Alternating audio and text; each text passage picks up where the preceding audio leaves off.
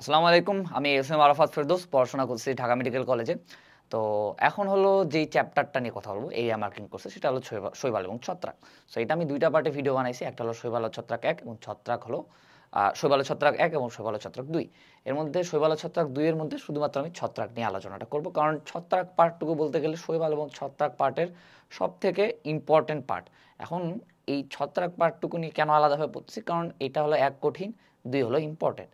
So তুমি যদি প্রথম ক্লাসটাই করে থাকো তাহলেই বুঝবা যে এটা কেন ইম্পর্টেন্ট আর এখানে কোথা থেকে প্রশ্ন আসছে। আর যদি প্রথম ক্লাস না করে থাকো তাও আমি হলো শর্ট টাইমে একটু বুঝাই দিচ্ছি এটার ইম্পর্টেন্স। সো বিগত ২০ বছরে ছত্রাক থেকে টোটাল প্রশ্ন আসছে হলো ২৫টা। এর মধ্যে সবথেকে মজার কথা হলো বৈশিষ্ট্য যেটা আছে, ছত্রাকের বৈশিষ্ট্য ১৩টা পয়েন্ট আছে। এই বৈশিষ্ট্য থেকে বিগত বছরে প্রশ্ন আসছে হলো ৮বার। অ্যাগারিকাস অর্থাৎ মাশরুম নিয়ে যে পার্টটুকু আছে, মাশরুম নিয়ে পার্টটুকুতে বিগত বছরে প্রশ্ন আসছিল টোটাল ৬ বার। এবং ছত্রাকের অর্থনৈতিক গুরুত্ব, ছত্রাকের অর্থনৈতিক গুরুত্ব থেকে বিগত বছরে প্রশ্ন আসছিল টোটাল ৬টা। তো অর্থনৈতিক গুরুত্ব গুরুত্বপূর্ণ, বাট এখানে যদি আমি আরও একটু স্পেসিফিক্যালি বলি, অর্থনৈতিক গুরুত্বের মধ্যে মানুষ রিলেটেড অর্থাৎ রোগ রিলেটেড প্রশ্ন আসছে টোটাল ৪টা। অর্থাৎ অর্থনৈতিক গুরুত্ব আমরা সবগুলোই খুব ভালোভাবে মুখস্থ করবো, বাট রোগ রিলেটেড যে গুরুত্বগুলো আছে, অর্থাৎ কোন ছত্রাকের কারণে কোন রোগ হয়, আবার কোন ছত্রাক আমাদের কী ক্ষতি সাধন করে, ওখান থেকে টোটাল প্রশ্ন আসছে ৬টার মধ্যে ৪টা।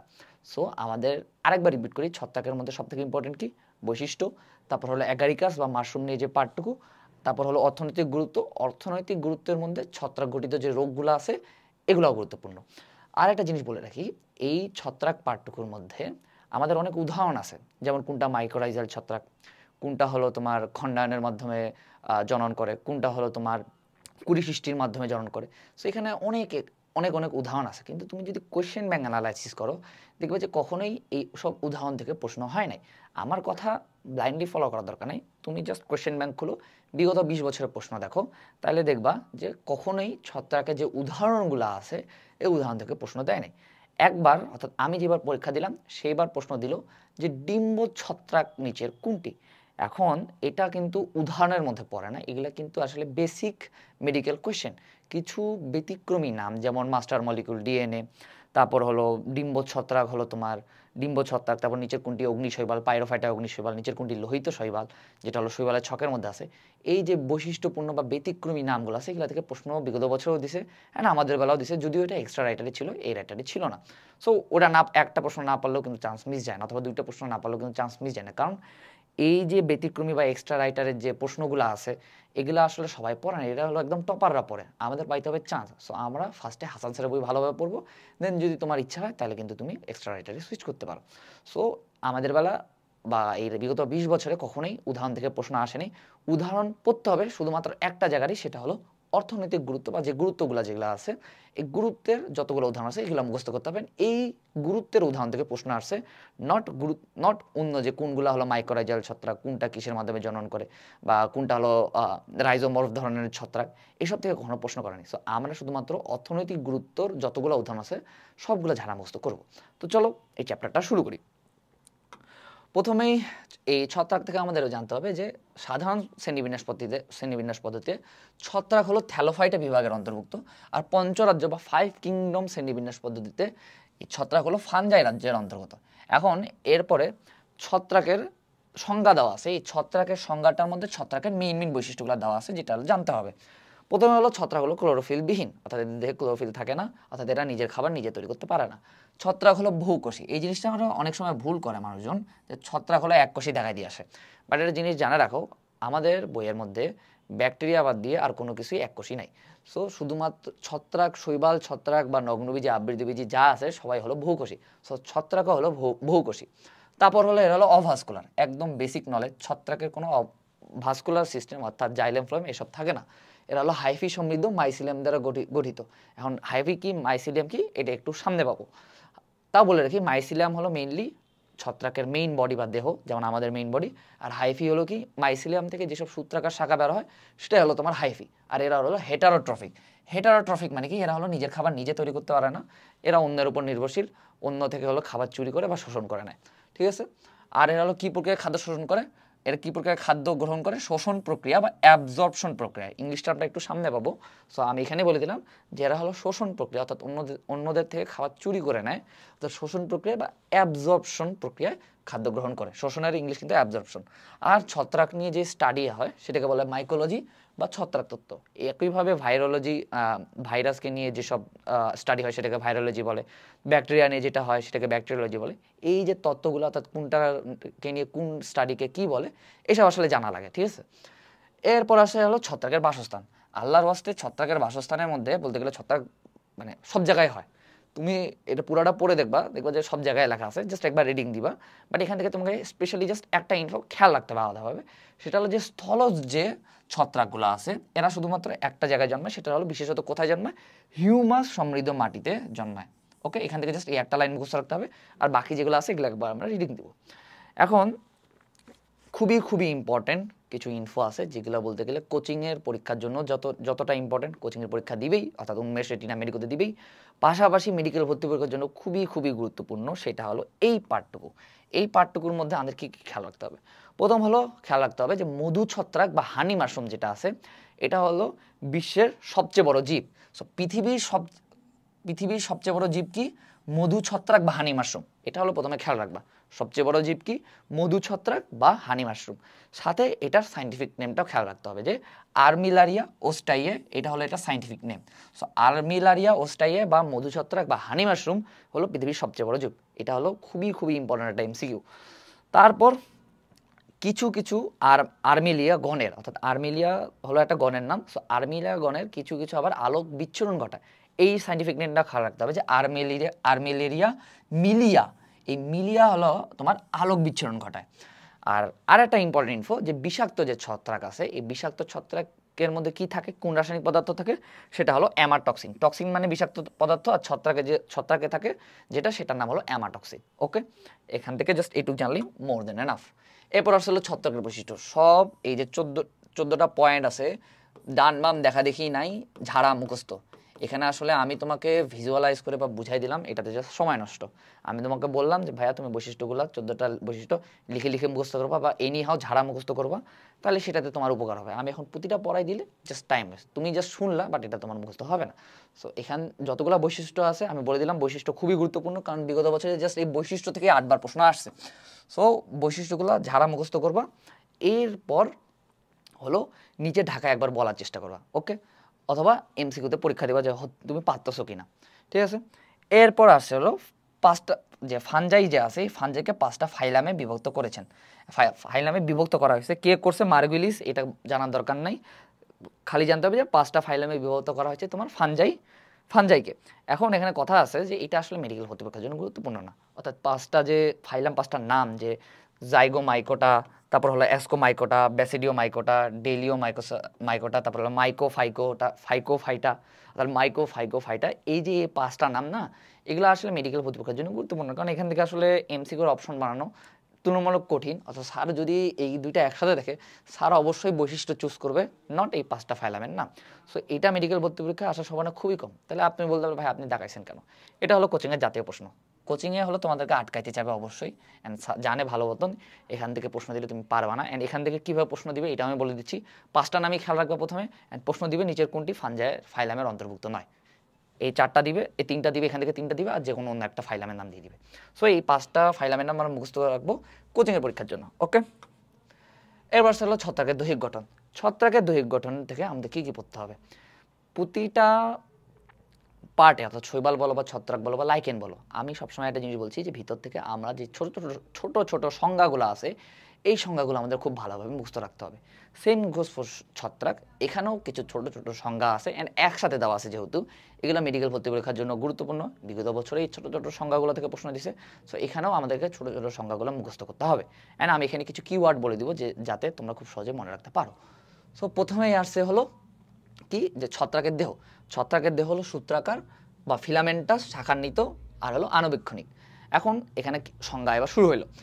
ছত্রাকের যে সূত্রাকার শাখা আছে একে বলা হয় তোমার হাইফা, আর এক বচনে বলে হাইফা, বহু বচনে হাইফি বলে। এইভাবে খেয়াল রাখার দরকার নেই, তুমি খেয়াল রাখবা হাইফা। অর্থাৎ ছত্রাকের যে সূত্রাকার শাখা থাকে এগুলোকে বলা হয় তোমার হলো হাইফা। এরপর ছত্রাকের যে হাইফা আছে এর প্রস্থপ্রাচীরকে বলা হয় হলো তোমার সেপ্টা, আর অসংখ্য শাখা প্রশাখা বিশিষ্ট সূত্রাকার হাইফা দ্বারা গঠিত ছত্রাকের যে দেহ, মেইন কথা হলো ছত্রাক দেহ, এই ওয়ার্ডটুকু খেয়াল রাখবা যে ছত্রাক দেহকে বলা হয় হলো তোমার মাইসেলিয়াম।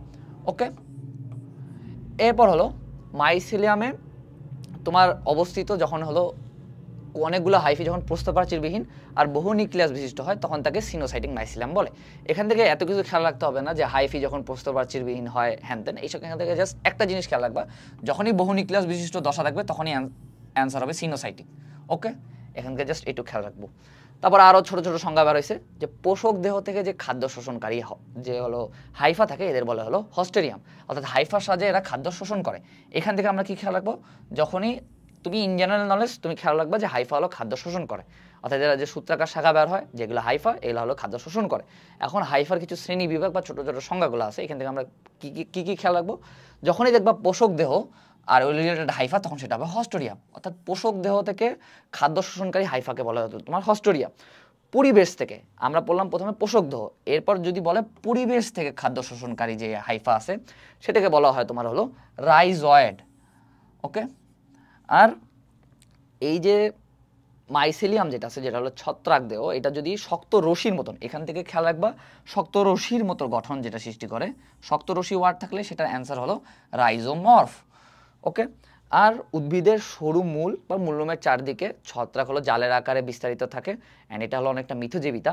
এই ধরনের ছত্রাককে বলে হলো তোমার মাইকোরাইজাল ছত্রাক। এখন দেখো আমি কিন্তু উদাহরণগুলো দেখাইনি, মাইকোরাইজাল ছত্রাক কি, কোনটা রাইজোমার্ফাল জাতীয় ছত্রাক অথবা কোনটা মাইকোরাইজা দেখা যায়, এসব আসলে আমি দেখাইনি। কেন দেখাইনি, কারণ বিগত বছর এগুলো প্রশ্ন আসেনি। অ্যান্ড সেকেন্ড অ্যান্ড সব থেকে মোস্ট ইম্পর্টেন্ট, একজন অ্যাভারেজ স্টুডেন্ট বা বিলো অ্যাভারেজ স্টুডেন্টের পক্ষে এসব আসলে খেয়াল রাখা অনেক টাফ। যদি খেয়ালও রাখে 2 দিন পর আবার ভুলে যাবে। অ্যান্ড পরীক্ষার আগের রাতে কিন্তু তুমি ছত্রাকের উদাহরণ মুখস্থ করে যাবা না, কারণ এখানে থেকে বিগত বছরের প্রশ্ন আসেনি। সো আমি এগুলো দেখাই দিইনি। তোমার যদি ইচ্ছা হয় মুখস্থ রাখতে পারো, মুখস্থ করতে পারলে অনেক ভালো। আর যদি না রাখতে পারো, যদি অ্যাভারেজ বা বিলো অ্যাভারেজ স্টুডেন্ট যে না ভাই আমি পারতেছি না, তাহলে এইসব উদাহরণ মনে রাখার দরকার নেই। আমরা শুধুমাত্র অর্থনৈতিক গুরুত্বের উদাহরণগুলো মুখস্থ রাখবো। এরপর আসছে হলো যে এই যে মাইকোরাইজাল ছত্রাক, অর্থাৎ যেগুলো হলো উদ্ভিদের মূল এবং ছত্রাকের মধ্যকার যে মিথজীবিতা যে ছত্রাকগুলো করে তাদের বলা হলো তোমার মাইকোরাইজা। আর এই যে মাইকোরাইজাল ছত্রাক এরা কিসে সাহায্য করে, এরা হলো উদ্ভিদের জন্য খনিজ লবণ, বিশেষ করে ফসফরাস, এটা খেয়াল রাখবে, এটা কোচিংয়ের পরীক্ষা দিয়ে দেয় যে খনিজ লবণ বিশেষ করে ফসফরাস সরবরাহ করে। আচ্ছা, এখানে একটা সংজ্ঞা বলা হয়নি, যে সংজ্ঞাটা হলো খেয়াল রাখবে যে হলো এই কিওয়ার্ডটা বলা হয়নি, যখনই হলো দেখবা যে মূল বা মূলরোমের চারদিকে এই ওয়ার্ডটা থাকলে অ্যান্সার হবে মাইকোরাইজাল ছত্রাক। সো এখান থেকে কিওয়ার্ড দিয়ে তোমরা পুরো লাইনটা মনে রাখার চেষ্টা করবে, বিশেষ করে কিওয়ার্ডগুলো খেয়াল রাখবে যে কোনটা হলে কি, যেমন ছত্রাক দেহ হলো মাইসেলিয়াম, বহু নিউক্লিয়াস থাকলে হলো সিনোসাইটিক, যখন পোষক দেহ ওয়ার্ডটা থাকবে তখন সেটা হলো তোমার হস্টোরিয়াম, যখন পরিবেশ থেকে থাকবে তখন সেটা হলো রাইজয়েড। সো এইসব কিওয়ার্ড দিয়ে খেয়াল রাখার ট্রাই করবা। ওকে, এরপরে আসি, এরপর আসলে হলো ছত্রাকের কোষীয় গঠন। এখন দেখবা যে ছত্রাকের কোষীয় গঠনের মধ্যে আমি বেশি লাইন দেখাইনি, হ্যাঁ, প্রোটোপ্লাজম বা কোর ঝিল্লি বা সাইটোপ্লাজম বা নিউক্লিয়াস এগুলোর মধ্যে বেশি লাইন দেখাইনি। তাই বলে কি তুমি পড়বা না, একেবারেই না। তোমাকে এই ছত্রাকের কোষীয় গঠনগুলো না পুরোটা ভালোভাবে পড়তে হবে, অর্থাৎ এগুলো কিন্তু ছত্রাকের বৈশিষ্ট্যের মধ্যে পড়ে।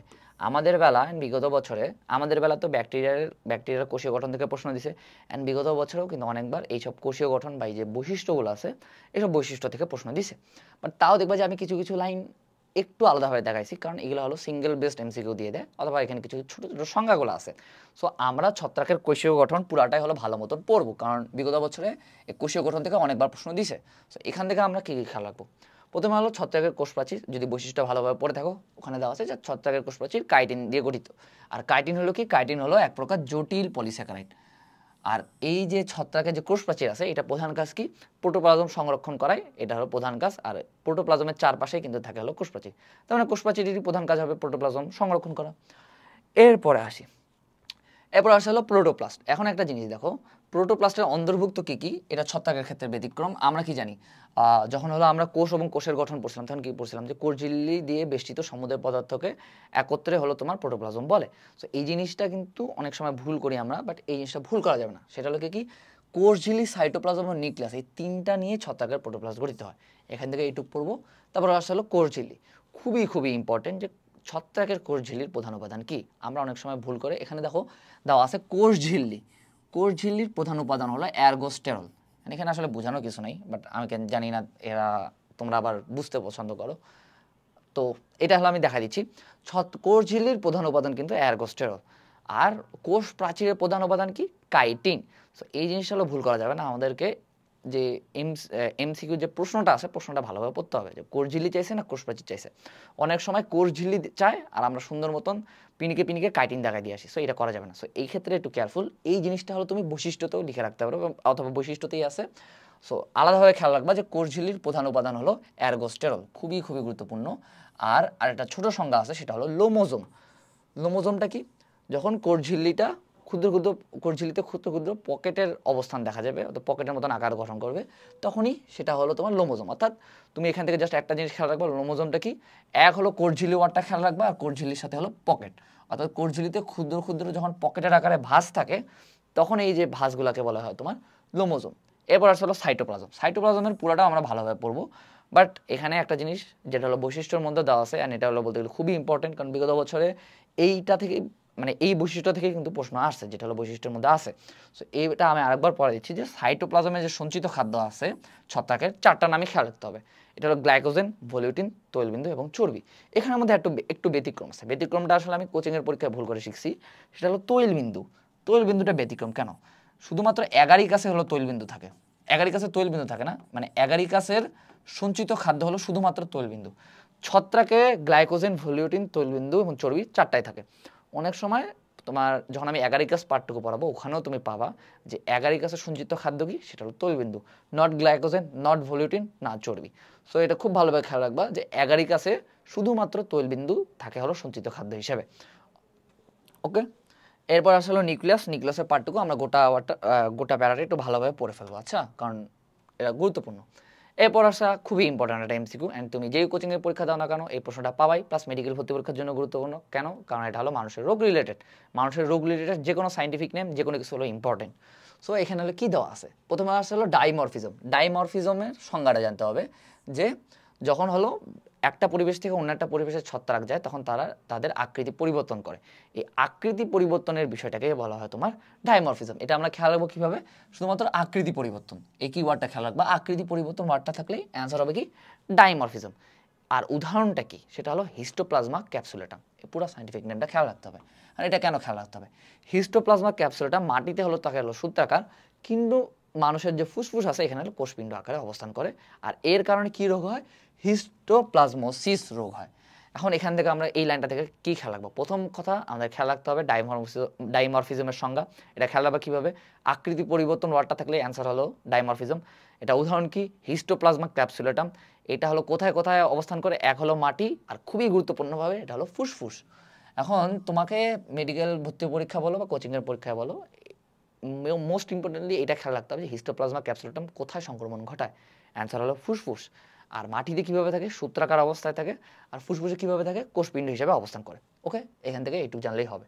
আর আমরা কিন্তু ছত্রাকের খাদ্য গ্রহণ, এখন দেখবা ছত্রাকের খাদ্য গ্রহণের মধ্যে আমি কিন্তু বেশি কিছু দাগাইনি, এর মধ্যে যা যা পড়ার দরকার সব কিন্তু আগেই পড়ে আসছি। সো এই অংশটুকু একবার রিডিং দিবা, জাস্ট একটা জিনিস দেখে রাখো, এই ইংলিশ টার্মটা জানতে হয়, অ্যাবজর্পশন। আমরা ছত্রাকের বৈশিষ্ট্যের মধ্যেই পড়ছি যে ছত্রাক নিজের খাদ্য নিজে তৈরি করতে পারে না, কারণ ক্লোরোফিল নাই। এরা হলো শোষণ প্রক্রিয়ায় খাদ্য শোষণ করে, শোষণ প্রক্রিয়ায় খাদ্য গ্রহণ করে। আর শোষণের ইংলিশ টার্মটা কি? শোষণের ইংলিশ টার্মটা হলো অ্যাবজর্পশন। তো ইংলিশ টার্মটা আমাদের খেয়াল রাখতে হবে। এরপর হলো ছত্রাকের বৃদ্ধি। ছত্রাকের বৃদ্ধির মধ্যে তোমাকে জাস্ট একটা জিনিস খেয়াল রাখতে হবে, একটা সংজ্ঞায় খেয়াল রাখতে হবে যে হাইফির মাথাকে ডোম বলে। তুমি এইটুকু খেয়াল রাখবা। আর একটা জিনিস খেয়াল রাখবা, যেটা আমি মুখে বলে দিচ্ছি, সেটা হলো হাইফির মাথাকে ডোম বলে, অ্যান্ড হাইফির মাথা থেকেই ছত্রাকের বৃদ্ধি ঘটে। কেন ঘটে? কারণ হাইফির মাথাতেই বিপাকীয় কার্যগুলি বেশি ঘটে। তো এখান থেকে আমরা কি খেয়াল রাখবো? প্রথম হলো যে হাইফির যে মাথা আছে, হাইফির মাথাকে বলা হলো ডোম। আর এই ডোম বা হাইফির মাথা অঞ্চলেই তোমার ছত্রাকের বৃদ্ধি ঘটে। কেন ঘটে? কারণ হাইফির মাথাতেই সব থেকে বেশি বিপাকীয় কার্যাবলী ঘটে। ওকে, এখান থেকে জাস্ট এইটুকু পড়বা।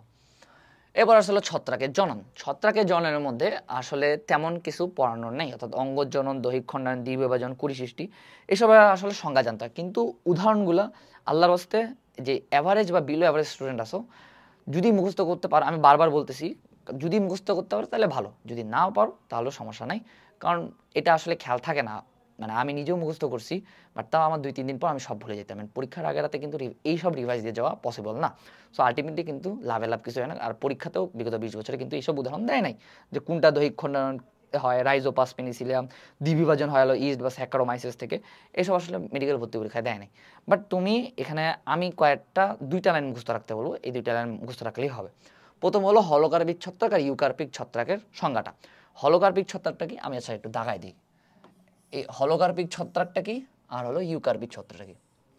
হলোকার্পিক ছত্রাকটা হলো যখন দেহকোষ এবং জননকোষ পার্থক্য করা যায় না, অর্থাৎ দেহকোষ এবং জননকোষ দুইটা একসাথে জননে সাহায্য করে, তখন তাকে বলে হলোকার্পিক ছত্রাক। হোলের ইংলিশ কি পুরোটা, সো তার মানে ছত্রাকের পুরো দেহটাই যখন হলো জননে অংশগ্রহণ করবে তখন তাকে বলবে হলোকার্পিক ছত্রাক। উদাহরণটা খেয়াল রাখা দরকার নেই।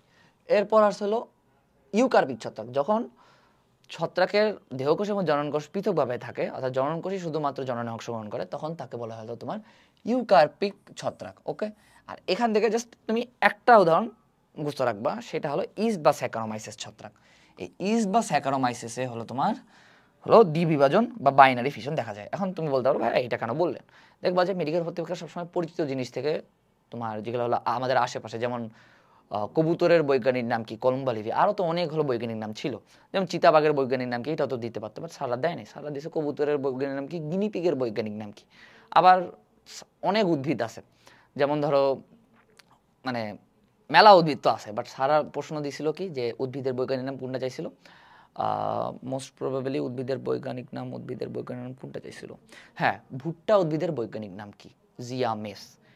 সো এই যে আমাদের পরিচিত উদ্ভিদ এত, ওখানে তুমি দেখবা নগ্নবীজিতে অনেক সাইন্টিফিক নেম দেওয়া আছে অনেক উদ্ভিদ, যেমন চীনার বৈজ্ঞানিক নাম কি, কাউনের বৈজ্ঞানিক নাম কি, এগুলো দেওয়া আছে, কিন্তু সারা প্রশ্ন দিচ্ছে ভুট্টার বৈজ্ঞানিক নাম কি।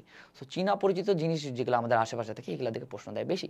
তো এখান থেকে প্রশ্ন হওয়ার সম্ভাবনা নাই, বাট এটা আসলে বেসিক নলেজ অ্যান্ড কোচিংয়ের পরীক্ষাতেও দিয়ে দেয়, আর এটা যেহেতু চেনা পরিচিত এখান থেকে এটা আমাদের জানতে হবে। কী জানতে হবে, প্রথম হলো ইস্টের অপর নাম কি, স্যাকারোমাইসিস, আর এদের কি দেখা যায়, এদের হলো দ্বিবিভাজন বা বাইনারি ফিশন দেখা যায়। আর আদার্স যেগুলো আছে, যেগুলো হলো উদাহরণ, এগুলো খেয়াল রাখার দরকার নাই। এরপর হলো অযৌন জনন। এখন আমরা শৈবালে পড়ছিলাম যে অযৌন জননের প্রধান একক কি, স্পোর। এখান থেকে আর কি জানতে হবে যে ছত্রাকের অযৌন স্পোর হলো আসলে টোটাল দুইটা, এই দুইটার নামই জানতে হবে, খুব ভালোভাবে খেয়াল রাখতে হবে। একটা হলো স্পোরাঞ্জিওস্পোর আর একটা হলো কনেডিয়া। এই দুইটা হলো তোমার ছত্রাকের অযৌন স্পোর। এখন কর্নেডিওফোর নামক হাইফার মাথায় এসব স্পোর উৎপন্ন হয়, আর এই স্পোরকে হলো বলা হয় তোমার কনেডিয়া। এখান থেকে আমরা কি খেয়াল রাখবো, তাহলে আমাদের একটা জিনিস খেয়াল রাখতে হবে যে কনিডিয়া যে স্পোরটা হয় এটা উৎপন্ন হয় কোথা থেকে, এটা উৎপন্ন হয় হলো তোমার কনিডিওফোর নামক বিশেষ হাইফার মাথা, অর্থাৎ কনিডিওফোর থেকে কনেডিয়া সৃষ্টি হয়। আর আরেকটা ছোট সংজ্ঞা আছে যেটা আমরা আসলে বলতে গেলে নতুন, সেটা হলো কি যে স্পোর যখন পুরো আবরণে আবৃত থাকে তখন তাকে বলে ক্ল্যামাইডোস্পোর। খুবই খুবই গুরুত্বপূর্ণ এই ছোট সংজ্ঞাটা। অর্থাৎ ক্ল্যামাইডোস্পোর কি, অর্থাৎ যখনই হলো তোমার পুরো আবরণ দিয়ে আবৃত থাকবে, অর্থাৎ কিওয়ার্ড কি, পুরো আবরণ দিয়ে আবৃত, পুরো আবরণ দিয়ে আবৃত থাকলেই সেটা হলো তোমার ক্ল্যামাইডোস্পোর। উদাহরণগুলো খেয়াল রাখার দরকার নেই, ঠিক আছে, খেয়াল রাখতে পারলে ভালো, না রাখতে পারলে কোনো সমস্যা নেই, আমি নিজেও খেয়াল রাখতে পারতাম না। এরপর হলো অয়েডিয়ার সংজ্ঞাটা জানতে হবে। যখন হলো ছত্রাকের যে হাইফা আমরা যে পড়লাম, যে হলো সূত্রাকার শাখা যেগুলো বেরোয় ছত্রাকের দেহ থেকে, সেগুলোকে হাইফা বলে। অ্যান্ড হাইফার যে প্রতিটা খণ্ড আছে, এই প্রতিটা খণ্ডকে বলা হয় তোমার হলো অয়েডিয়া। এখান থেকে জাস্ট এইটুকু জানতে হবে, ওকে, আর উদাহরণগুলো খেয়াল রাখতে হবে না। এরপর আসলে যৌন জনন থেকে আমি একটা জিনিস বলি, এখানের মধ্যে সব থেকে ইম্পর্টেন্ট কি জানো, সব থেকে ইম্পর্টেন্ট হলো যে ছত্রাকের যে পুং জননাঙ্গকে কি বলে, স্ত্রী জননাঙ্গকে কি বলে। এগুলা কেন ইম্পর্টেন্ট দেখবা, মেডিকেল কোশ্চেন ব্যাংক অ্যানালাইসিস করলে দেখবা বিগত বছরে অনেকবার এই টাইপের প্রশ্ন আসছে। যেমন একটা প্রশ্নে বলছি যে লাইকেনের স্ত্রী জননাঙ্গর নাম কি, অথবা ফার্নের পুং জননাঙ্গের নাম কি। অর্থাৎ এই যে পুং জননাঙ্গের নাম কি, স্ত্রী জননাঙ্গের নাম কি, হাসান স্যারের বই যেগুলো আছে এগুলো হলো ইম্পর্টেন্ট, কারণ বিগত বছর এগুলো থেকে প্রশ্ন দিচ্ছে অ্যান্ড সামনেও দেওয়ার সম্ভাবনা আছে। ছত্রাকের পুং জননাঙ্গ কি, স্ত্রী জননাঙ্গের নাম কি, এইসব আসলে মেডিকেল ভর্তি করে আসে নাই, কিন্তু যেহেতু অন্যান্য জায়গার পুং জননাঙ্গ যেমন লাইকেনেরই আসছে, সো এগুলো হলো আমাদের খেয়াল রাখতে হবে। যে কোনো জায়গায় যখন পুং জননাঙ্গ এবং স্ত্রী জননাঙ্গের নাম পাবা ওগুলো ঝাড়া মুখস্থ, ওকে। সো এখন হলো শুরু করি যৌন জনন। সো ছত্রাকের যে জননাঙ্গ আছে একে বলা হলো গ্যামিটনজিয়াম, অর্থাৎ গ্যামিট সৃষ্টি করে, গ্যামেট সৃষ্টির মাধ্যমে যে, এটা আমরা আগে পড়ছি যে গ্যামেট সৃষ্টির মাধ্যমে যে জননটা হয় সেটা হলো তোমার যৌন জনন। আর গ্যামিট সৃষ্টি হয় কোথা থেকে, গ্যামিটোএনজিয়াম থেকে। আর এখানের মধ্যে এই যে দেখো সব থেকে ইম্পর্টেন্ট হলো এই পুরা প্যারাটার মধ্যে সেটা হলো এটা হলো পুং জননাঙ্গকে বলা হলো তোমার পুং গ্যামেটনজিয়াম, বা পুং জননাঙ্গকে বলা হয় তোমার অ্যান্থ্রাডিয়াম। আর যে স্ত্রী গ্যামেটনজিয়াম বা স্ত্রী জননাঙ্গকে কি বলে, উগোনিয়াম। খুব ভালোভাবে খেয়াল রাখবা। আর এটা হলো আমরা আগেই পড়ছি যে একই রকম দুইটা গ্যামেটের মিলনকে হলো তোমার আইসোগ্যামি, আর দুই ধরনের জনকোষের মিলনকে বলা হলো তোমার হেটেরোগ্যামি বা উগ্যামি। এটা আগের পড়া, শৈবালের পড়া। এবার আসলে নতুন জিনিস, যখন হলো দুইটা গ্যামেটের মিলনে যখন প্রোটোপ্লাজমের মিলন ঘটবে, তখন তাকে বলে প্লাজমোগ্যামি। পথে প্রোটোপ্লাজম, পথে প্লাজমোগামী, অর্থাৎ যখনই প্রোটোপ্লাজমের মিলন ঘটবে তখন এটার নাম হয়ে যাবে প্লাজমোগামী। এটা হলো ছোট সংজ্ঞা, এটা খেয়াল রাখতে হবে। আরেকটা জিনিস হলো যখনই হলো তোমার দুইটা নিউক্লিয়াসের মিলন ঘটবে তখন সেটাকে বলে ক্যারিওগামী। আমরা আগে পড়ছি না যে নিউক্লিয়াসের বিভাজনকে ক্যারিওকাইনেসিস বলে। সো যখন দুইটা নিউক্লিয়াসের মিলন ঘটবে তখন সেটাকে বলে ক্যারিওগ্যামি। আর ক্যারিওগ্যামির মাধ্যমে কিন্তু জাইগোটের সৃষ্টি হয়। এটা হলো জানলেই মোর দ্যান এনাফ। এরপর এখান থেকে দুইটা জানতে হবে যে স্যাক ফ্যাঞ্জাইকে কী বলে, স্যাক ফ্যাঞ্জাইয়ের অপর নামটা জানতে হবে যে অ্যাসকোমাইকোটা বা স্যাক ফ্যাঞ্জাই, আর হলো ব্যাসিডিওমাইকোটা বা ক্লাব ফ্যাঞ্জাই। সো ক্লাব ফ্যাঞ্জাইয়ের অপর নাম হলো ব্যাসিডিওমাইকোটা, স্যাক ফ্যাঞ্জাইয়ের অপর নাম কি অ্যাসকোমাইকোটা। আর এই অ্যাসকোমাইকোটা বা স্যাক ফ্যাঞ্জাই থেকে কি উৎপন্ন হয়, অ্যাসকোস্পোর। ব্যাসিডিওমাইকোটা বা ক্লাব ফ্যাঞ্জাই থেকে উৎপন্ন হয় কি, ব্যাসিডিওস্পোর। একটু খেয়াল রাখা, মোর দ্যান এনাফ। তারপর হলো এখানে আরও কিছু ছোটো ছোটো সংজ্ঞা আছে, এই ছোটো ছোটো সংজ্ঞাগুলো আমরা একবার নিজ দায়িত্বে পড়ে নিব, বাট তাও আচ্ছা পড়াই দিই। প্রথম হলো ডাইক্যারিওটিক কোষ বা ডাইক্যারিওটিক হাইফা। এগুলো আবার কি, ডাইক্যারিওটিক কোষ বা ডাইক্যারিওটিক হাইফা মানে কি, যখন বংশগতীয়ভাবে দুই প্রকার দুটি হ্যাপ্লয়েড নিউক্লিয়াস বিশিষ্ট কোষ বা হাইফা তাকে সেটাকে বলে ডাইক্যারিওটিক কোষ। অর্থাৎ সোজা বাংলা ভাষায় যখন একটা কোষে দুইটা নিউক্লিয়াস থাকবে তখন সেটাকে বলবে ডাইক্যারিওটিক কোষ। ডাই মানে হলো দুইটা, সো যখনই দুইটা নিউক্লিয়াস থাকবে তখনই সেটা হলো তোমার ডাইক্যারিওটিক হাইফা বা ডাইক্যারিওটিক কোষ। ওকে, যখন হলো হাইফাতে থাকবে তখন সেটা ডাইক্যারিওটিক হাইফা হয়ে যাবে। আর পুরো মাইসিলিয়াম যখন ডাইক্যারিওটিক টাইপের হয়, অর্থাৎ দুইটা নিউক্লিয়াস থাকে, তখন সেটাকে বলা হলো ডাইক্যারিওটিক মাইসিলিয়াম।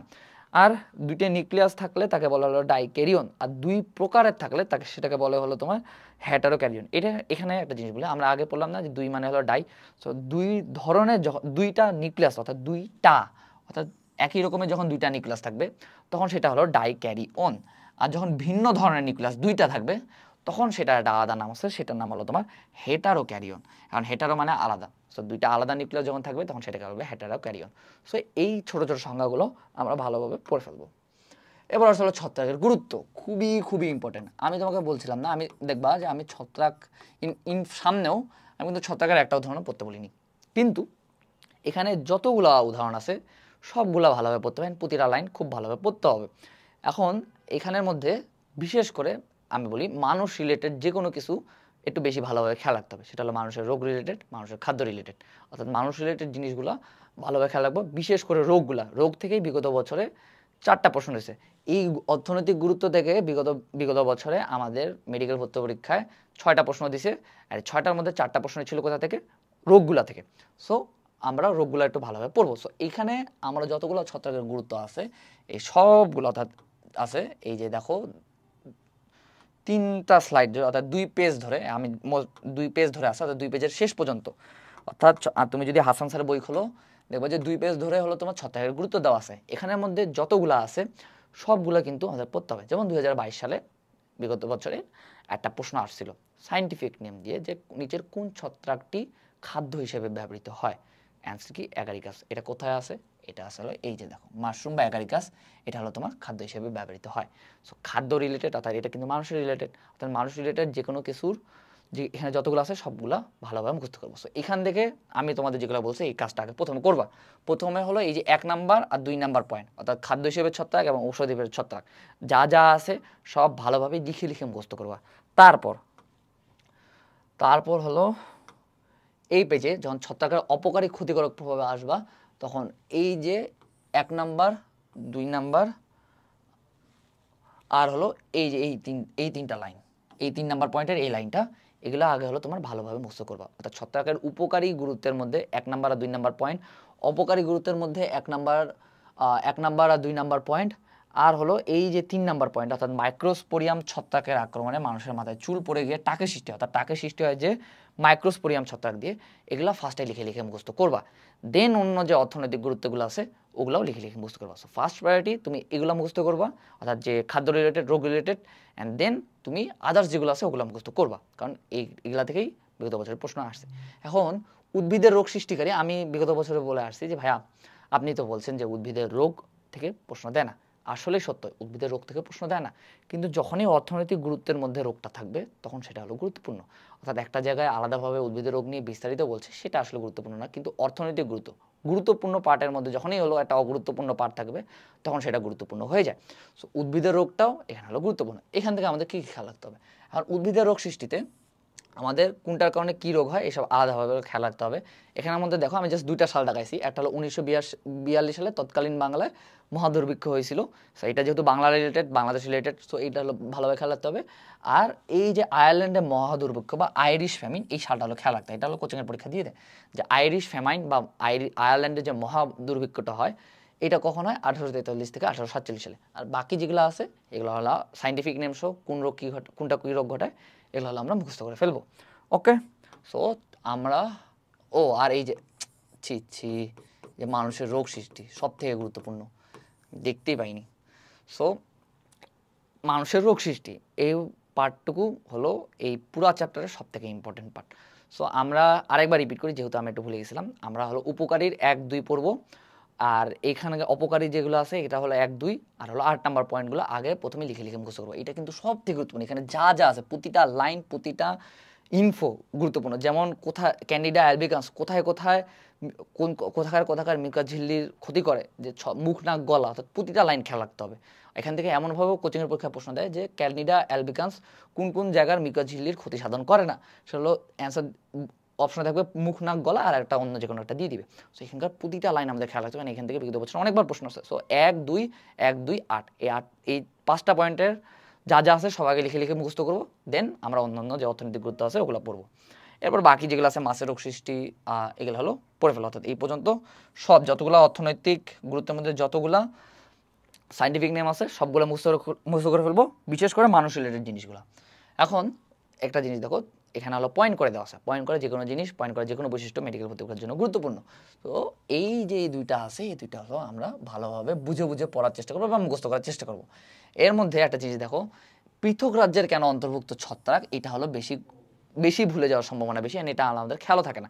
এটা হলো ব্যতিক্রম, কিন্তু ছত্রাক প্রাণী জগতের সাথে অধিক মিলসম্পন্ন কেন, এই সবগুলাই বলতে গেলে প্রাণী কোষের বৈশিষ্ট্যের মতোই। সো এটা আমাদের ইজিলি মুখস্থ হয়ে যাবে, বাট এইটা হলো ইজিলি মুখস্থ হবে না। সো এটা হলো কয়েকবার লিখে লিখে মুখস্থ করার ট্রাই করবা। এই যে 5টা পয়েন্ট দেওয়া আছে সবগুলা ব্যতিক্রম, অ্যান্ড এগুলো হলো ভালোভাবে মুখস্থ করার ট্রাই করবা। ওকে, এরপর আসলে অ্যাগারিকাস, এটা হলো খুবই গুরুত্বপূর্ণ। এখান থেকে বিগত বছরে 6বার প্রশ্ন হচ্ছে। সো অ্যাগারিকাস হলো আমাদের ভালোভাবে পড়তে হবে। এখান থেকে কী পড়তে হবে আমি বলে দিচ্ছি। প্রথম হলো অ্যাগারিকাস বায়োস্পোরাস, এটা হলো হোয়াইট বাটন মাশরুম। অর্থাৎ হোয়াইট বাটন মাশরুমের আমাদের সাইন্টিফিক নেমটা জানতে হবে, সেটা কি অ্যাগারিকাস বায়োস্পোরাস। আর আমরা সাধারণত ছোটোবেলা থেকেই জানি যে মাশরুম যেগুলো হয় বা যেগুলো আমাদের আশেপাশে যে মাশরুমগুলো দেখি, সেগুলো আমরা ছোটোবেলায় ব্যাঙের ছাতা বলতাম। এটা হলো ব্যাঙের ছাতা নামে পরিচিত। ব্যাঙের ছাতা নামে পরিচিত কি, সেটা অ্যাগারিকাস। আর এটাই হলো তোমার খাবার হিসেবে ব্যবহৃত হয়। ওকে, অ্যান্ড এটা কিন্তু বিগত বছরে মেডিকেল ভর্তি পরীক্ষায় আসা প্রশ্ন। আর আবাসস্থলের মধ্যে তোমাকে জাস্ট একটা জিনিস খেয়াল রাখতে হবে যে এরা হলো মৃতজীবী বা স্যাপ্রোফাইটিক। এখন এই মাশরুম পার্টটুকুর মধ্যে অনেকগুলো ছোট ছোট সংজ্ঞা আছে, এই ছোট ছোট সংজ্ঞাগুলো মুখস্থ করতে হবে। সো এটা একটু না বুঝে পড়লে সুবিধা হয় বেশি। আমি আলাদাভাবে অন্যান্য প্রিয় ভাইদের মতন আলাদাভাবে চিত্র আর্ট করে বুঝাবো না, আমি সুন্দর মতন বইচিত্র দিয়ে বুঝাচ্ছি। অ্যান্ড এগুলা ছোটো ছোটো যে সংজ্ঞা, যেহেতু এগুলো ছোটো ছোটো সংজ্ঞা এবং একসাথে অনেকগুলো আছে, এখান থেকে অপশন বানানো সোজা, মেডিকেল ভর্তি করার জন্য গুরুত্বপূর্ণ। সো একটু বুঝে বুঝে মুখস্থ করার ট্রাই করবো, অ্যান্ড অবশ্যই মুখস্থ করবো। সো প্রথমেই আসে হলো ছত্রাকের দেহ। এই যে অ্যাগারিকাস বা মাশরুম, এই মাশরুমের যে দেহ থাকে সেটাকে বলা হয় হলো তোমার মাইসিলিয়াম। আমরা জানি ছত্রাকের দেহকেই হলো বলা হলো মাইসিলিয়াম। এই মাইসিলিয়ামটা থাকে হলো তোমার মাটির নিচে, অর্থাৎ যে মাশরুমের যে মেইন কথা মূল তো নাই, বাট মাশরুমের যে মূলের মতন যে অংশগুলো অর্থাৎ যেটা মাটির নিচে থাকে সেটা হলো তোমার মাইসিলিয়াম বা ছত্রাক দেহ। আর এই মাইসিলিয়াম থেকে উপরে যতটুকু আমরা দেখতে পাই, অর্থাৎ এই যে দণ্ডাকার অংশ প্লাস হলো এই ছাতার মতন অংশ গোটাটা, অর্থাৎ এখান থেকে এই পর্যন্ত এই গোটা অংশটার নাম হলো তোমার ফ্রুট বডি। ওকে, আর ফ্রুট বডির মধ্যে দুইটা অংশে বিভক্ত। এই যে দণ্ডাকার অংশটা, এই যে দণ্ডটা, এই দণ্ডটাকে বলা হলো তোমার স্টাইপ। আর এই দণ্ডটা যা মাথা, যা যেখানে হলো তোমার এই যে এই জায়গাটা, অর্থাৎ যেটা হলো তোমার ছাতা, আমরা যেটা হলো ছাতার হলো উপরের পার্টটুকুর মতো দেখি, উপরের পার্টটুকু বলা হয় তোমার হলো পাইলিয়াস। অর্থাৎ এই যে গোল ছাতাটা, এই গোল ছাতাটাকে বলা হয় তোমার হলো পাইলিয়াস। আর যেখানে স্টাইপ আর যেখানে হলো পাইলিয়াস একসাথে যুক্ত হয়, এখানে স্টাইপের অগ্রভাগ একটা বৃত্তাকার অঞ্চল গঠন করে, সেই বৃত্তাকার অঞ্চলকে বলা হলো তোমার অ্যানুলাস। আর এই যে আমরা পাইলিয়াস যেটা বললাম, যেটা হলো ছাতার মতন এরকম, সেই পাইলিয়াস একটা পর্দা দ্বারা আবৃত থাকে, এই পর্দাটার নাম হলো ভেলাম। আর তুমি যদি ছোটোবেলায় ব্যাঙের ছাতা হাতে নিয়ে দেখবা যে নিচের দিকে, অর্থাৎ উপরে তো ছাতা আর ওই পাইলিয়াসের নিচের দিকে দেখবা যে কিছু এরকম দাগ আছে, অর্থাৎ এগুলো হলো পর্দার মতন, এন্ড ওগুলো হলো হাত দিয়ে খেসতে অনেক মজা, হাত দিয়ে চিপতে অনেক মজা। সো ওগুলাকে বলা হয় তোমার গিল বা ল্যামেলি। সো এগুলো হলো তোমার সবগুলো সংজ্ঞা, অর্থাৎ মাশরুম রিলেটেড যেগুলো সংজ্ঞা আছে সবগুলো আমি বলে দিলাম। সো আরেকবার রিপিট করি, অ্যাগারিকাসের ছত্রাক দেহ বা যেটা হলো মাটির নিচে থাকে সেটা হলো মাইসেলিয়াম। আর আর উপরে যতগুলো যা জিনিস আমরা অর্থাৎ চোখে যা যা দেখতে পাই পুরো অংশটাকে বলা হয় তোমার ফ্রুট বডি।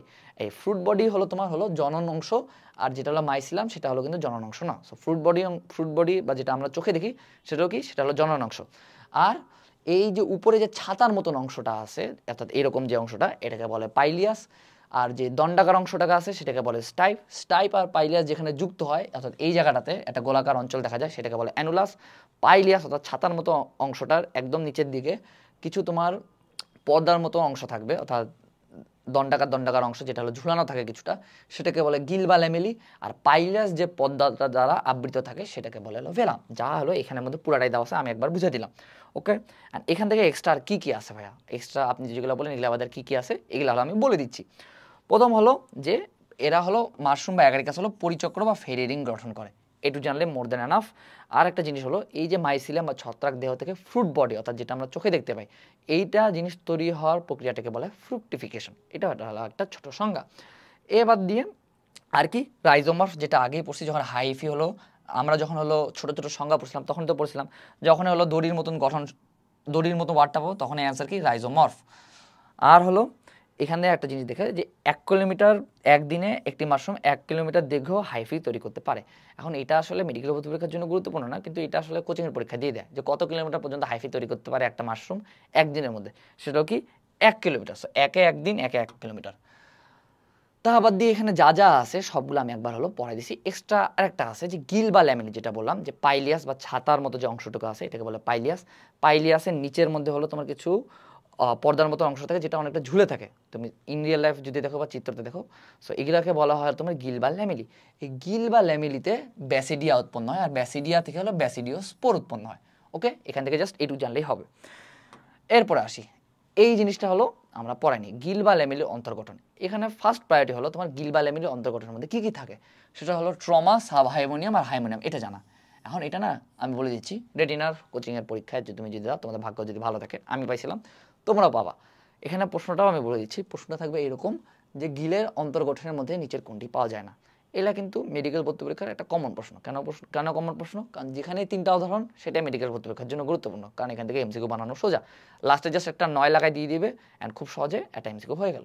সো আমাদের প্রথম কাজ হলো যে গিলের অন্তর্গঠনের নাম 3টা কী কী, একটা হলো ট্রমা, সাব হাইমোনিয়াম আর একটা হলো হাইমোনিয়াম। এই 3টা নাম আমরা খুব ভালোভাবে খেয়াল রাখবো। এখন ট্রমা, সাব হাইমোনিয়াম এবং হাইমোনিয়ামের মধ্যে কী খেয়াল রাখবো, এখানে আমাদের জাস্ট 3টা লাইন খেয়াল রাখবা। 3টা লাইন আমি বলে দিচ্ছি। প্রথম হলো ট্রমা মানে কি, কাউকে ট্রমা দেওয়া, কাউকে কষ্ট দেওয়া। ট্রমার বাংলা হলো কষ্ট। সো বন্ধা যে বন্ধা অংশ যেটা হলো গিলের যে কেন্দ্রীয় বন্ধা অংশ, এই জাস্ট বন্ধা অংশটাকে বলা হলো ট্রমা। ট্রমা হলো এটা হলো খেয়াল রাখবা কীভাবে, যারা হলো বন্ধা, কি যদি দেখবা যে বন্ধা মহিলা থাকে যাদের বাচ্চা না, তারা অনেক সময় অনেক দুঃখ কষ্টে থাকে। সো ট্রমার ইংলিশ হলো কষ্ট, আর যারা বন্ধা মহিলা তারাও কষ্ট থাকে। সো কেন্দ্রীয় যে বন্ধা অংশটা আছে এটাকে বলা হয় হলো তোমার ট্রমা, এই সংখ্যাটা লাগে। এরপর হলো সাব হাইমোনিয়াম এবং হাইমোনিয়াম। সাব হাইমোনিয়াম এবং হাইমোনিয়ামের মধ্যে একটা জিনিস খেয়াল রাখবা, ট্রমাতে কিন্তু ব্যাসিডিয়াম উৎপন্ন হয় না, কিন্তু সাব হাইমোনিয়াম এবং হাইমোনিয়াম দুটাতেই কিন্তু ব্যাসিডিয়াম উৎপন্ন হয়, আর ব্যাসিডিয়াম থেকে ব্যাসিডিওস্পোর উৎপন্ন হয়। আর অ্যাগারিকাস বা মাশরুমের ব্যাসিডিওস্পোর একটু ডিফারেন্ট, অন্য একটু আলাদা, সেটা আমরা একটু পরে পাচ্ছি। এখান থেকে আর কি খেয়াল রাখবো যে ট্রমার উভয় দিকের অংশ, অর্থাৎ ট্রমার উভয় দিকের অংশকে বলবে হলো তোমার সাব হাইমোনিয়াম। আর প্রোজেনকাইমার সংজ্ঞাটা একটু জানা রাখবা যে কোষগুলো আকারে ছোট গোলাকার এবং নিউক্লিয়াস বিশিষ্ট হয়, অ্যান্ড এই ধরনের কোষ বিন্যাসকে বলে প্রোজেনকাইমা। এই সংজ্ঞাটা জানলা। আর কি জানলা যে সাব হাইমোনিয়ামটা কি, ট্রমার উভয় দিকের অংশকে বলা হয় তোমার হলো সাব হাইমোনিয়াম। আর হাইমোনিয়ামটা কি, গিলের উভয় পাশের বহিস্থ স্তরকে হাইমোনিয়াম বলে। সো প্রথম কথা হলো বন্ধা অংশকে, কেন্দ্রীয় বন্ধা অংশকে বলা হলো তোমার ট্রমা, তার দুই পাশে যা থাকবে সেটা হলো সাব হাইমোনিয়াম। আর এই বহিস্থ স্তর, সাব হাইমোনিয়ামের পাশে আর যে বহিস্থ স্তরটা থাকবে সেটাকে বলা হয় তোমার হাইমোনিয়াম। এই হাইমোনিয়ামেও কিন্তু ব্যাসিডিয়াম উৎপন্ন হয়। আবার দেখো সাব হাইমোনিয়ামেও কিন্তু ব্যাসিডিয়াম উৎপন্ন হয়। সো এখান থেকে আমরা একটু জানলেই হবে। এবার আসলে ব্যাসিডিও কার্প। ব্যাসিডিও কার্পটা কি, আমরা কি বললাম একটু আগে বললাম যে ছত্রাক দেহ বা মাইসিলাম, যেটা হলো মাটির নিচে থাকে মাশরুমের, আর যেটা উপরে থাকে যেটা আমরা চোখে দেখতে পাই গোটা অংশটাকে বলা হলো ফ্রুট বডি বা যেটা হলো তোমার জনন অংশ। এই দুইটা জানলা। এখন যে এই অ্যাগারিকাস বা মাশরুমের যে ফ্রুট বডি আছে এটা একটা আলাদা নাম আছে, এটাকে বলা হয় তোমার হলো ব্যাসিডিও কার্প, এটুকু জানলে হবে। আর এই ব্যাসিডিয়ামের মাথায় কয়টা ব্যাসিডিও স্পোর উৎপন্ন হয় এটা জানা লাগে। এটা আসলে ভার্সিটিতে আসা প্রশ্ন যে একটা ব্যাসিডিয়াম থেকে কয়টা ব্যাসিডিও স্পোর উৎপন্ন হয়, অ্যান্সার হলো 4টা। ওকে, অ্যান্ড এটা হলো কোচিংয়ের পরীক্ষা দিয়ে দেয়, এই জন্য জানা রাখবো, বাট সংখ্যা ব্যতীত তো মেডিকেলে আসবে না। এরপর হলো অঙ্কুরোদ্গম। অঙ্কুরোদ্গমটা একবার রিডিং দিবা, ততটা গুরুত্বপূর্ণ না, বাট জনন অংশটুকু এইবার আসলে জনন, এখানে হলো একটা ব্যতিক্রম আছে। আমরা কি পড়ছিলাম, স্পোর হলো তোমার অযৌন জননের প্রধান একক, অর্থাৎ স্পোরের মাধ্যমে অযৌন জনন হয়। কিন্তু অ্যাগারিকাসের স্পোর একটু ব্যতিক্রম। অ্যাগারিকাসের স্পোর বা মাশরুমের স্পোর কি ব্যাসিডিও স্পোর, কিন্তু এই ব্যাসিডিও স্পোর হলো তোমার, এই অ্যাগারিকাসের ব্যাসিডিও স্পোর হলো যৌন জনন ঘটায়। সো এইটা খুব ভালোভাবে খেয়াল রাখবা যে নিচের কোনটি যৌন স্পোর, অ্যান্সার কিন্তু হলো ব্যাসিডিও স্পোর বা অ্যাগারিকাসের ব্যাসিডিও স্পোর। সো এটা হলো ভালোভাবে খেয়াল রাখবা। ওকে, আর ব্যাসিডিও স্পোর কোথা থেকে উৎপন্ন হয় আগে পড়ছে, এটা হলো ব্যাসিডিয়াম থেকে। এরপর আসছে হলো খুবই খুবই ইম্পর্টেন্ট পার্ট, এখন বলতে গেলে মাশরুম বা অ্যাগারিকাসের সব থেকে ইম্পর্টেন্ট পার্টে আসছি। এখান থেকে আমাদের কী কী খেলা হবে, প্রথমে হলো কোনগুলো আমরা খাইতে পারি এটা জানতে হবে, যে ভলভারিয়ালা আর হলো প্লিউরোটাস গণভুক্ত কয়েকটি মাশরুম প্রজাতির চাষ হচ্ছে মানে আমরা খাইতে পারি। আর পুষ্টিগত দিক থেকে এই দেখো নামের সামনে অ্যাগারিকাস আছে, অ্যাগারিকাস মানে তো মাশরুম, সো অ্যাগারিকাস কম্পেনস্ট্রিস আর অ্যাগারিকাস বায়োস্পোরাস, তুমি জাস্ট খেয়াল রাখবা ভলভেরিয়া, প্লিউরোটাস আর হলো অ্যাগারিকাস, এগুলো হলো আমরা চাষ করতেছি প্লাস খাচ্ছি। আবার তুমি মানুষের খাদ্য অর্থাৎ অর্থনৈতিক গুরুত্বের প্রথম পয়েন্টটাতেও আরও কিছু পাওয়া, যেমন হলো মোরেলস, ট্রাফলস, এগুলো হলো আমরা হলো খাচ্ছি, ছত্রাক যেগুলো হলো আমরা খাই, এগুলো হলো জানতে হবে। আর সব থেকে ইম্পর্টেন্ট, তুমি যেই কোচিংয়ে পরীক্ষা দাও না কেন অ্যান্ড মেডিকেল ভর্তি পরীক্ষার জন্য one of the most important info সেটা হলো এইটা, যে ছত্রাকের মধ্যে কোন কোন ভিটামিন থাকে। সেটা হলো থিয়ামিন, রিবোফ্লোভিন, ভিটামিন সি, ডিকে আর হলো পেন্টাথনিক অ্যাসিড। এটা আমি বলে দিচ্ছি, থায়ামিন মানে হলো ভিটামিন B1, রিবোফ্লাভিন মানে হলো B2, আর পেন্টাথনিক অ্যাসিড মানে হলো B5। সো কী কী থাকে, B1, B2, B5 অর্থাৎ 125 সিডিকে, এভাবে খেয়াল রাখবা, B125 সিডিকে অর্থাৎ ভিটামিন B1 থাকবে, ভিটামিন B2 থাকবে আর ভিটামিন B5 থাকবে। আর প্রতিটার কেমিক্যাল নাম জানতে হবে, যেমন B1 এর কেমিক্যাল নাম হলো থায়ামিন, B2 এর কেমিক্যাল নাম হলো রিবোফ্লাভিন, পেন্টাথনিক B5 এর হলো কেমিক্যাল নাম হলো পেন্টাথনিক অ্যাসিড। সো আমরা এটা কী কী খেয়াল রাখবো খুবই গুরুত্বপূর্ণ, আমি বারবার বলছি এটা কিন্তু অনেক ইম্পর্টেন্ট ইনফো, তুমি যে কোচিংয়ে পরীক্ষা দাও না কেন এটা পাবাই। সেটা হলো কি, যে মাশরুমের মধ্যে কোন কোন ভিটামিন পাওয়া যায়। সো তোমার কী কী পাওয়া যায়, তাহলে হলো B125 আর হলো সিডিকে, আর হলো পাশাপাশি কেমিক্যাল নামগুলো আমরা খেয়াল রাখবো, অনেক সময় কেমিক্যাল নেম দিয়েও দিয়ে দেয়, বাট তুমি বেশিরভাগ টাইমে এই তোমার হলো মেইন ফর্মে পাওয়া যায়, B1 পাওয়া যায় না, B2 পাওয়া যায় না, B5 পাওয়া যায়, এগুলো থেকে প্রশ্ন দেবে, কারণ তোমার দ্বারা আটকাইতে চাইবে, আর বইয়ে কিন্তু এভাবে আলাদা করে দেওয়া নাই। ওকে, এরপর আসছে হলো ঔষধি গুণাবলী। ঔষধি গুণাবলীর মধ্যে 1 নম্বর পয়েন্টটা মুখস্থ রাখতে হবে, বা এটা হলো এমনি জেনারেল নলেজ দিয়ে বোঝা যায় যে মাশরুমে আঁশ বেশি থাকে, শর্করা এবং চর্বি কম থাকা, এটা হলো ডায়াবেটিস রোগীর জন্য একটা হলো আদর্শ খাবার, শর্করা চর্বি কম থাকে, আঁশ বেশি থাকে। আর এখানে কী কী খনিজ লবণ পাওয়া যায়, এই খনিজ লবণগুলোর নাম খেয়াল রাখতে হবে, যে ক্যালসিয়াম, পটাশিয়াম, ফসফরাস, ফেরাম আর হলো কপার। আর একটা ইম্পর্টেন্ট ইনফো, ভিটামিন আসার পাশাপাশি আর একটা ইনফো অ্যাগারিকাস থেকে বারবার আসে কোচিংয়ের পরীক্ষায়, পাশাপাশি মেডিকেল ভর্তিগুলোর জন্য খুবই গুরুত্বপূর্ণ, সেটা হলো মাশরুম বা অ্যাগারিকাসের কোন কোন পদার্থ, রাসায়নিক পদার্থগুলো হলো তোমার কোলেস্টেরল কমায়। সেটা হলো কি কি, লোভাস্টানিন, অ্যান্টাডোনিন এবং হলো ইরিটাডোনিন। এটা আমি খেয়াল রাখছিলাম কীভাবে, এটা আমি বলি। ইরি নামক এক আন্টি ছিল, ওনার অনেক লোভ, অর্থাৎ কি ইরি নামক আন্টি হলো লোভী, অর্থাৎ তাহলে কোলেস্টেরল কমাবে কোনটা কোনটা, ইরি নামক আন্টি, ইরিতে হলো ইরিটাডোনিন, আন্টিতে কি, আন্টিতে হলো অ্যান্টাডোনিন, আর লোভে কি লোভাস্টানিন। সো এটা খেয়াল রাখবা যে ইরি আন্টি লোভী, ইরি আন্টি লোভী, আর এটার কাজ কি, এটা হলো কোলেস্টেরল কমায়। খুবই খুবই গুরুত্বপূর্ণ, এন্ড এটা পাবাই, এন্ড এটা প্রশ্নটাও আসবে কিভাবে কোচিংয়ের পরীক্ষায়, ওটাও আমি বলে দিচ্ছি। প্রশ্ন বলবে যে নিচের কোন পদার্থটি নিচের মাশরুমের কোন রাসায়নিক পদার্থটি কোলেস্টেরল কমাতে সাহায্য করে না, তিনটায় থাকবে আর একটা ব্যতিক্রম দিবে। সো আমাদের তিনটা নামই খেয়াল রাখতে হবে। ওকে, কারণ ব্যতিক্রমীটা পারার জন্য তোমাকে এটা জানতে হবে যে বাকি তিনটা কী কী, তাহলে কোনটা হয়। সো আমরা এই তিনটা নামে খুব ভালোভাবে খেয়াল রাখবো। আর মাশরুম নিয়মিত খেলে উচ্চ রক্তচাপ এবং হৃদরোগ নিয়ন্ত্রিত হয়। খুবই খুবই গুরুত্বপূর্ণ ইনফো গেল। এবার আরও একটা ইম্পর্টেন্ট ইনফো, অ্যান্ড এখানকার সাইন্টিফিক নেমগুলো খেয়াল রাখতে হবে। সেটা হলো কি, বিষাক্ততা। বিষাক্ততার মধ্যে কি কোনগুলা বিষাক্ত, এখানের মধ্যে আমি তোমাদের একটা জেনারেল নিয়ম বলে দিচ্ছি। দেখো, প্রথম হলো অ্যাগারিকাস জ্যান্থোডার্মাস, তারপর হলো অ্যামানিয়া ভিরোসা, আর হলো অ্যামানিয়া হলো ফ্যালয়েডস, এরা হলো তোমার বিষাক্ত। এখানে আমরা খেয়াল রাখবো জ্যান্থোডার্মাস, ভিরোসা আর ফ্যালয়েডস। তিনটা নাম শুনলে একটু খারাপ মনে হচ্ছে না? তার মানে এই তিনটা হলো একটু বিষাক্ত, অর্থাৎ খারাপ জিনিসই তো হলো বিষাক্ত। সো জ্যান্থোডার্মাস, ভিরোসা আর ফ্যালয়েডস এই তিনটা হলো বিষাক্ত। এই তিনটা সাইন্টিফিক নেমে আমাদের খুব ভালোভাবে খেয়াল রাখতে হবে। অ্যান্ড এইভাবে খেয়াল রাখবো যে এই তিনটা নাম যেহেতু একটু খারাপ শোনাচ্ছে, যে জ্যান্থোডার্মাস, ভিরোসা, ফ্যালয়েডস, সুন্দর তো নাম না, তার মানে এই তিনটা হলো বিষাক্ত। ওকে, আর এর আগে পড়ছি যে ছত্রাকের মধ্যে যে বিষাক্ত পদার্থগুলো থাকে এগুলোকে বলে অ্যামাটক্সিন। এখান থেকে জাস্ট এইটুকু পড়তে হবে, বাকি জিনিস যেগুলো আছে এগুলো একবার রিডিং দিলেই হবে। আর খুবই খুবই ইম্পর্টেন্ট, শৈবাল এবং ছত্রাকের পার্থক্যের ছক। তুমি যদি বৈশিষ্ট্যগুলো ভালোভাবে মুখস্থ করে থাকো, এটা কিন্তু একদম পানির মতন ইজি হবে। সো পার্থক্যের ছকটা হলো ভালোভাবে পড়ে ফেলবা। এরপর আসলে ছত্রাক ঘটিত রোগ। এখন দেখো এখানে আমি তিনটা লাইন দেখাইছি, তোমাকে তিনটা লাইন মুখস্থ রাখতে হবে।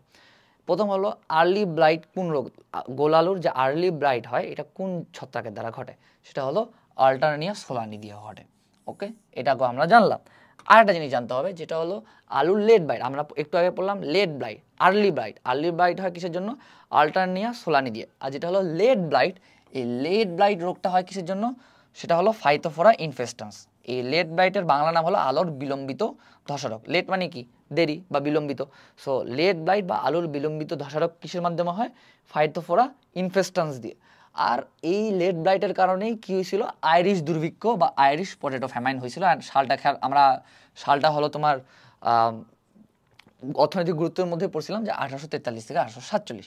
এই তিনটা লাইন আমরা পড়বো, বাকি আর কিচ্ছু লাগবে না। সো আমি আরেকবার রিপিট করি কী কী খেয়াল রাখবো। প্রথমে হলো আর্লি ব্লাইটের জন্য ছত্রাকটার নাম, লেট ব্লাইট বা বিলম্বিত ধসা রোগের জন্য ছত্রাকের নাম, আর কোথায় লেট আর আইরিশ যে ফ্যামাইন বা আইরিশ দুর্ভিক্ষ কোনটার কারণে হয়েছিল? Late blight. আর ছত্রাকটার নাম কি? ফাইটোফোরা ইনফেস্টান্সের জন্য। আর দেখো এখানে অনেক কিছু দেওয়া আছে, এইসব পড়া লাগবে না। রোগ লক্ষণ জীবনও পড়া লাগবে না। প্রতিকার বা রোগ নিয়ন্ত্রণ এখান থেকেও এতগুলো ওয়ার্ড আছে, বাট আমি জাস্ট একটা জিনিস দেখাচ্ছি যেটা হলো কোচিংয়ের পরীক্ষা দেয়, খুবই গুরুত্বপূর্ণ। সেটা হলো বোদে মিশ্রণ। এই যে 1% বোদে মিশ্রণ কি কি নিয়ে গঠিত? সেটা হলো কি কি? কপার সালফেট, লাইম আর পানি। অর্থাৎ কপার সালফেট, লাইম এবং পানি দিয়ে 1% বোদে মিশ্রণ ঘটে। পুরা প্রতিকার এবং রোগ নিয়ন্ত্রণ থেকে জাস্ট এই একটা লাইন পড়লে মধ্যে এনাফ। অ্যান্ড এখান থেকে যদি কোচিংয়ের পরীক্ষা এমসিকিউ দেয়, তুমি জাস্ট এইটাই পাবা, এর বাইরে আর কোনো এমসিকিউ পাবা না। সেটা হলো কি? 1% বোদে মিশ্রণ নিচের কোনটি 1% বোদে মিশ্রণের অংশ নয় কোনটি? প্রশ্নটা বলে দিলাম। তিনটে থাকবে, কপার সালফেট, লাইম আর পানি, আর একটা এক্সট্রা থাকবে। সো খুব ভালোভাবে খেয়াল রাখবা 1% বোদে মিশ্রণ কি নিয়ে গঠিত? কপার সালফেট, লাইম আর হলো পানি। ওকে, এখান থেকে এইটুকু পড়লেই হবে। এবার দাঁত রোগ বা ডার্মাফাইটিস, এটা কিন্তু ছত্রাকের রোগের মধ্যেই পড়ে। আমি কি বলছিলাম যে ছত্রাকের অর্থনৈতিক গুরুত্ব থেকে বিগত বছরে 6টা প্রশ্ন আছে। 6টা প্রশ্নের মধ্যে 4টা প্রশ্নই দিছে হলো কিন্তু তোমার এই ডার্মাটোফাইটোসিস, রোগ থেকে। এখন একটা জিনিস দেখো, 22 সালে যখন আমাদের একটু কোয়েশ্চেন কঠিন আসলো, যখন এক্সট্রা রাইটার থেকে প্রশ্ন দিল, স্যাররা কিন্তু চাইলে অনেক অনেক এক্সট্রা রাইটারও তো অনেক উদাহরণ ছিল, ওগুলো কিন্তু স্যাররা দেয়নি। স্যাররা কিন্তু রোগ থেকেই দিছে। এক হলো ব্যতিক্রমী নামটা দিছে, আর দুই হলো দিছে হলো রোগ থেকে আর অর্থনৈতিক গুরুত্ব থেকে। প্রথমে দিছে হলো কোনটা খাদ্য হিসেবে খায়, অ্যাগারিকাস। আর একটা দিছে সেটা হলো অ্যাথলেটস ফুড কোন কোন কারণে হয়। এটাও কিন্তু ছত্রাকের রোগের মধ্যেই পড়ে। আর তুমি যদি এক্সট্রা রাইটারও পড়ো, এরিয়া মার্কিং করে পড়ো, তাও কিন্তু লাভ আছে। এত কিছু থাকতে কিন্তু স্যাররা কিন্তু অন্য রাইটারের বই থেকেও প্রশ্ন করলো, বাট তাও আবার ওই ছত্রাকের রোগ থেকে প্রশ্ন দিল যে কি অ্যাথলেটস ফুড কোন কোন কীভাবে হয়, কোন কোন ছত্রাক, অর্থাৎ ছত্রাক এবং ব্যাকটেরিয়ার কারণে হয়। এটা কিন্তু ছত্রাকের রোগের মধ্যেই দেওয়া ছিল আলিম স্যারের বইয়ে। সো আমাদের কিন্তু রোগগুলো হলো ভালোভাবে পড়তে হবে। এরিয়া মার্কিং করে পড়ার গুরুত্ব এইটাই। তুমি যদি এক্সট্রা রাইটারও পড়ো, তাও তুমি হলো ইম্পর্টেন্ট পার্টটুকু এক্সট্রা রাইটার পড়বা। ওকে, এরপর হলো দাঁত রোগ বা ডার্মাটোফাইটিস। প্রথমে এখান থেকে কী খেয়াল রাখতে হবে? এটার অপর নামগুলো খেয়াল রাখতে হবে। এক হলো এটার নাম দাঁত রোগ, এটাকে বলে ডার্মাটোফাইটিস। এটার আরেকটা নাম আছে, সেটা হলো তোমার রিংওয়ার্ম। আবার এটাকে চিকিৎসা শাস্ত্রে আরেকটা নাম সেটাকে বলা হয় টিনিয়া। আবার আরও নাম আছে, সেটা হলো কি ট্রাইকোফাইটিনা বা ট্রাইকোফাইটোসিস। ওকে, এই রোগটা হলো যতগুলো নাম আছে সব জানবো। এক হলো দাঁত রোগ, ডার্মাটোফাইটিস, রিংওয়ার্ম, টিনিয়া, আবার ট্রাইকোফাইটন বা ট্রাইকোফাইটোসিস। এগুলো হলো তোমার দাঁত রোগের অপর নাম। এখন দাঁত রোগটা কি? দাঁত রোগ হলো, আমরা যেহেতু এটা ছত্রাকের মধ্যেই পড়তেছে, তার মানে এটা ছত্রাক ঘটিত রোগ অবশ্যই। আর এটা হলো ছোঁয়াচে, অর্থাৎ এটা হলো সংস্পর্শের মাধ্যমে ছড়ায়। এখন এটা কেন হয়? এটা হলো যে ছত্রাক যে আছে, এরা হলো ত্বক, চুল এবং নখে উপস্থিত যে ক্যারাটিন নামক যে প্রোটিন আছে, ক্যারাটিন হলো প্রোটিন, এই ক্যারাটিন প্রোটিন আহার করে, এই ক্যারাটিন প্রোটিন আহার করার মাধ্যমে এই রোগটা হলো বাড়ে। ওকে, এখন খুবই খুবই গুরুত্বপূর্ণ, দাঁত রোগ কোন কোন ছত্রাকের কারণে ঘটে, খুবই খুবই গুরুত্বপূর্ণ। এখানে হলো সবগুলো সাইন্টিফিক নেম খেয়াল রাখতে হবে। এক হলো ট্রাইকোফাইটন, ট্রাইকোফাইটন রাব্রাম, ট্রাইকোফাইটন ভেরোকোসাম। এখান থেকে জাস্ট ট্রাইকোফাইটন ওয়ার্ডটা খেয়াল রাখবা যে কি সামনে আছে টি ডট মানে হলো ট্রাইকোফাইটন। সো টি ডট সামনে থাকলে সেটা হলো তোমার দাদরোগের বিস্তার ঘটায়।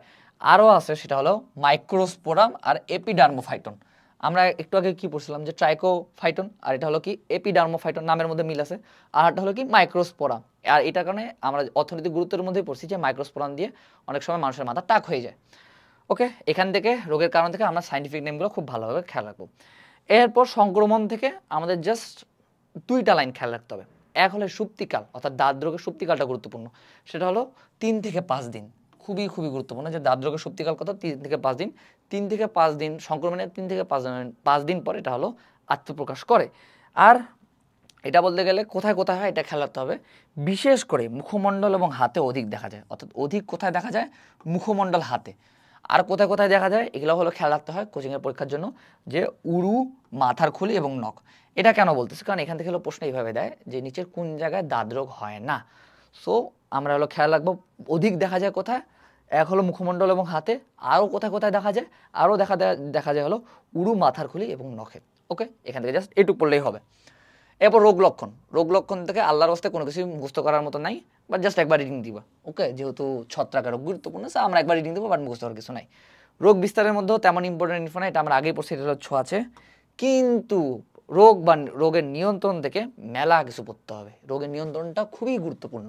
এখন এখান থেকে আমরা কি কি পড়বো আমি তোমাদের দেখাই দিচ্ছি, এগুলা পড়লেই হবে, এগুলা বাইরে থেকে প্রশ্ন আসবে না।